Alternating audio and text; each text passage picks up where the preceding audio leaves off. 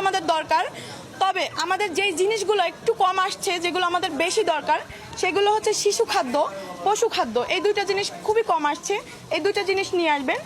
ঢাকা থেকে সংগৃহীত ত্রাণ যাচ্ছে ফেনী, কুমিল্লা, নোয়াখালী ও ব্রাহ্মণবাড়িয়া জেলায়। পার্বত্য জেলাগুলোর দুর্গতদের জন্য আলাদাভাবে ত্রাণ সংগ্রহের কাজ করছে চট্টগ্রামের সমন্বয়করা।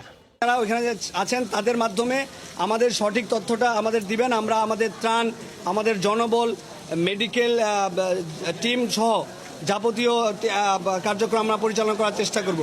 শুক্রবার সংগৃহীত ত্রাণ প্যাকেজিংয়ের কাজ শুরু হয়েছে দুপুর থেকেই। রাতের মধ্যেই দুর্গত এলাকায় 10 ট্রাক ত্রাণ পাঠানোর পরিকল্পনা সমন্বয়কদের। আমাদের এই প্রত্যেকটি ট্রাকে প্রায় 1000-এর মতো ত্রাণ সামগ্রী প্যাকেট আছে, যাতে আমরা এইভাবে তৈরি করেছি যাতে অ্যাটলিস্ট একটা পরিবারকে আমরা এই ত্রাণ সহায়তা দিয়ে তাদেরকে স্বয়ংসম্পূর্ণ করতে পারি। এসব ত্রাণ পৌঁছাতে এবং আটকে পড়া মানুষদের উদ্ধারে ব্যবহৃত হচ্ছে 2 শতাধিক ইঞ্জিন চালিত নৌকা এবং ট্রলার।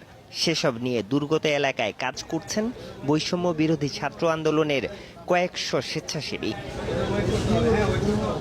আরিফুর রহমান সবুজ, যমুনা নিউজ, ঢাকা। বন্যার্তদের জন্য ত্রাণ সংগ্রহের পুণ্যভূমিতে রূপ নিয়েছে ঢাকা বিশ্ববিদ্যালয়ের টিএসসি।